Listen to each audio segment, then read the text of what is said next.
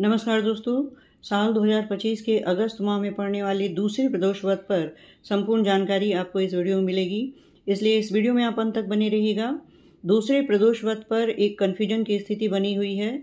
कुछ विद्वानों के अनुसार ये 20 तारीख को है तो कुछ के अनुसार ये 21 तारीख को है, पर मैं आपको इस वीडियो में इसकी सही तारीख की जानकारी दूंगी। तो चलिए वीडियो को शुरू करते हैं।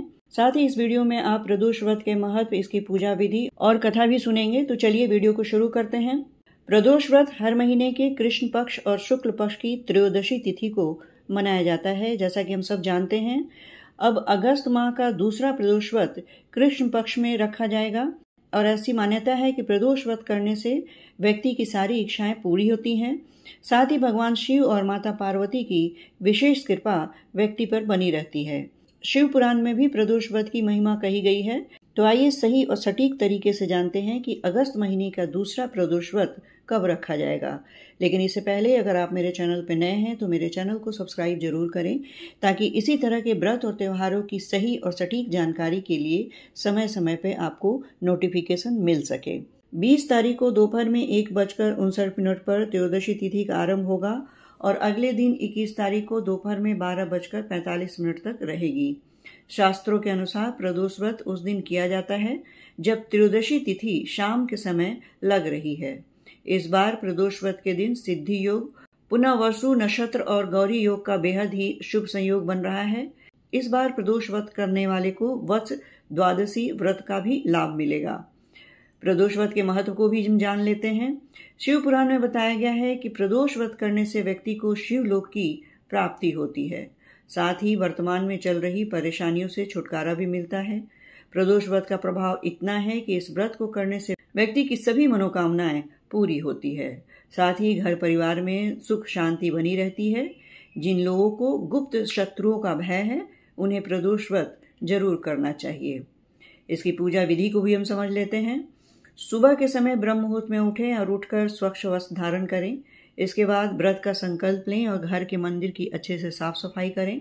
भगवान शिव और माता पार्वती की मूर्ति की स्थापना करें और शिवलिंग का अभिषेक करें। भगवान शिव और माता पार्वती को वस्त्र अर्पित करें। भगवान शिव को जनेऊ, बेलपत्र, भांग, धतूरा, शमी पत्र आदि अर्पित करें। इसके बाद प्रदोष व्रत कथा का पाठ करें और भगवान शिव की आरती करें और फल, मिठाई इन सब चीजों का भोग लगाएं। बाद में सभी को प्रसाद वितरित करें। आइए बड़े मन और श्रद्धा के साथ इसकी कथा भी सुनते हैं। प्राचीन काल में एक गरीब पुजारी हुआ करता था। उस पुजारी की मृत्यु के बाद उसकी विधवा पत्नी अपने भरण पोषण के लिए पुत्र को साथ लेकर भीख मांगती हुई शाम तक घर वापस आती थी। एक दिन उसकी मुलाकात विदर्भ देश के राजकुमार से हुई, जो कि अपने पिता की मृत्यु के बाद दर दर भटकने लगा था। उसकी हालत पुजारी की पत्नी से देखी नहीं गई और वह उस राजकुमार को अपने साथ घर ले आई और पुत्र जैसा रखने लगी। एक दिन पुजारी की पत्नी अपने साथ दोनों पुत्रों को शांडिल्य ऋषि के आश्रम ले गई। वहां उसने ऋषि से शिव जी के प्रदोष व्रत की कथा एवं विधि सुनी तथा घर जाकर अब वह प्रदोष व्रत करने लगी। एक बार दोनों बालक वन में घूम रहे थे। उनमें से पुजारी का बेटा तो घर लौट गया, परंतु राजकुमार वन में ही रह गया। उस राजकुमार ने गंधर्व कन्याओं को खेलते हुए देखा तो उनसे बात करने लगा। उस कन्या का नाम अंशुमति था। उस दिन वह राजकुमार घर देर से पहुंचा। राजकुमार दूसरे दिन फिर उसी जगह पहुंचा जहां अंशुमति अपने माता पिता से बात कर रही थी। तभी अंशुमति के माता पिता ने उस राजकुमार को पहचान लिया तथा उससे कहा कि आप तो विदर्भ नगर के राजकुमार हो ना, आपका नाम धर्मगुप्त है। अंशुमति के माता पिता को वह राजकुमार पसंद आया और उसने कहा कि शिवजी की कृपा से हम अपनी पुत्री का विवाह आपसे करना चाहते हैं। क्या आप इस विवाह के लिए तैयार हैं? राजकुमार ने अपनी स्वीकृति दे दी तो उन दोनों का विवाह संपन्न हुआ। बाद में राजकुमार ने गंधर्व की विशाल सेना के साथ विदर्भ पर हमला किया और घमासान युद्ध कर विजय प्राप्त की तथा पत्नी के साथ राज्य करने लगा। वहां उस महल में वह पुजारी की पत्नी और पुत्र को आदर के साथ ले आया तथा साथ रखने लगा।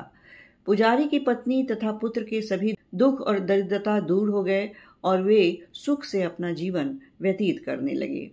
एक दिन अंशुमति ने राजकुमार से इन सभी बातों के पीछे का कारण और रहस्य पूछा। तब राजकुमार ने अंशुमति अपने जीवन की पूरी बात बताई और साथ ही प्रदोष व्रत का महत्व और व्रत से प्राप्त फल से भी अवगत कराया। उसी दिन से प्रदोष व्रत की प्रतिष्ठा और भी बढ़ गई तथा ऐसा माना गया कि लोग यह व्रत करने लगे। कई जगहों पर अपनी श्रद्धा के अनुसार स्त्री पुरुष दोनों ही व्रत करते हैं। इस व्रत को करने से मनुष्य के सभी कष्ट और पाप नष्ट होते हैं एवं मनुष्य को अभिष्ट की प्राप्ति होती है। ये थी संपूर्ण जानकारी साल 2025 के अगस्त माह में पड़ने वाले दूसरे प्रदोष व्रत पर। वीडियो अच्छी लगी हो तो इसे लाइक और शेयर जरूर करें। अब आप मुझे आज्ञा दें। नमस्कार। हर हर महादेव।